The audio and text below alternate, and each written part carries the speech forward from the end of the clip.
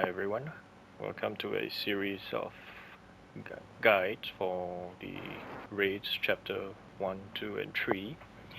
Now before I go into the main run itself, I thought it would be proper that I do a rundown of the build for the 4 different classes. So let's get right into it. I'll start off with the samurai.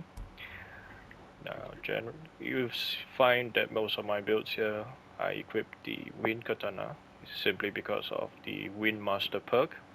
The Typhoon Kick will allow you to kick enemies closer to the red colored eggs that reveals a crystal, which you will see later in the raid guide itself. So Wind Katana with Wind Master. Go with Forbidden Medicine and go with Flash Bomb. This will help your teammates to disperse enemies while they are carrying the crystals to the goal. Any charm is fine for the samurai, but I picked defense charm here with the super armor perk.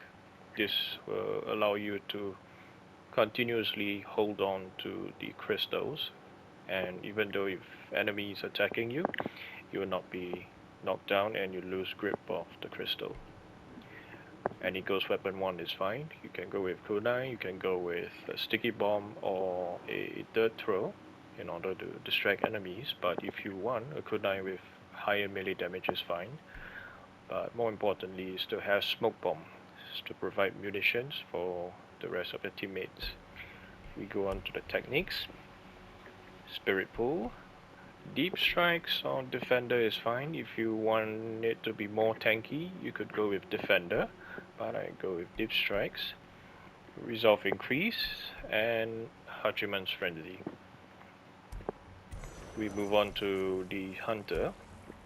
Again, it's Wind Katana here. Most important perk is still Wind Master, but you can go with Perfect Parry Window and Ultimate Damage. This is pretty much my survival-like build.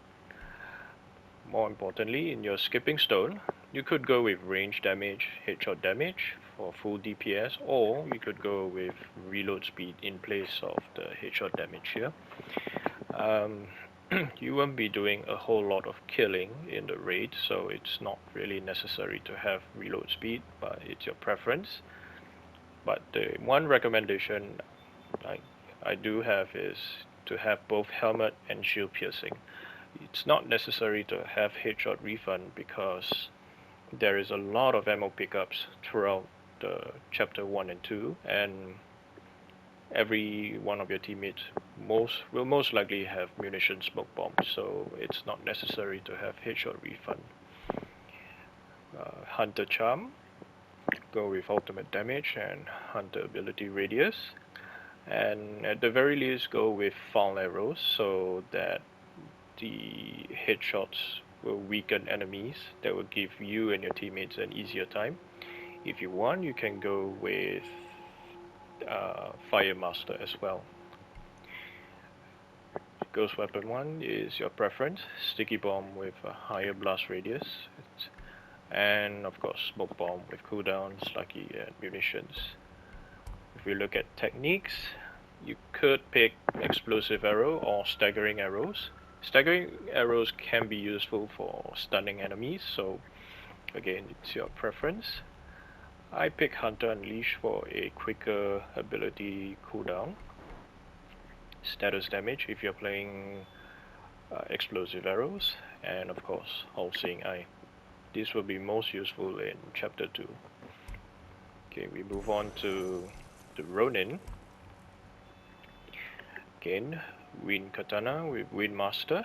I will be playing the Ronin in the chapter 1 raid later on, and I think I was playing with the Stone Katana, but it doesn't matter. Go with Wind Master or any katana you like. Bomb packs, of course. I pick status effect duration so that the flash bombs will last a bit longer to stun enemies.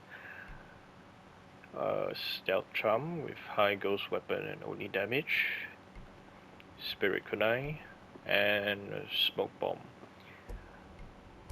For techniques, if you have an inexperienced team, you probably want to play a healer Ronin. So you go with Healing Incense, Enhanced Ghost Weapons, because of course. Now if you have this unlocked already, go with Cure All. If you don't, then it's okay. You can always go with Resolve Increase, so you have higher chance of doing Soothing Breath. Okay, and lastly, we have the Assassin. Again, katana of your choice. You can run either Forbidden Medicine or a regular bomb pack. If you have flash bombs, that will work. Otherwise, black powder works just as fine. If you play Forbidden Medicine, you can act as like the second Ronin for the team as well. Now, the Assassin Charm, this one's a bit important to have Vanish Duration. This will be extremely useful in chapters 1 and 2. You'll see why later. And a higher stealth attack damage will guarantee an assassination to trigger a chain vanish, as you see in this charm over here. So, Ghost Weapon 1, again your preference. A Sticky Bomb or Kunai works. And Smoke Bomb. Cooldowns, munitions, lucky. I don't think it's necessary to stack too much stealth attack damage, so a faster cooldown will be more beneficial. We move on to techniques. For the raids, I think there's nothing else but group vanish, so you can help vanish your entire team in certain parts of the raid, so a group vanish will be useful. For the first perk, you could choose either Critical Hit or you could pick Assassin Unleash for a quicker cooldown. For second perk, since we're not playing Toxic Vanish or Blowgun, Deadly Nightshade will not be of any use here, so perhaps the only useful one is Deft Hands. And lastly, you can either pick Chain Vanish or Shadow Storm, depending on your team needs. So I'll pick Chain Vanish for raids purposes. Okay, so that's a quick rundown of the 4 classes for the raids chapter 1 and 2. I'll do a separate video for chapter 3, so I'll see you there. Thanks.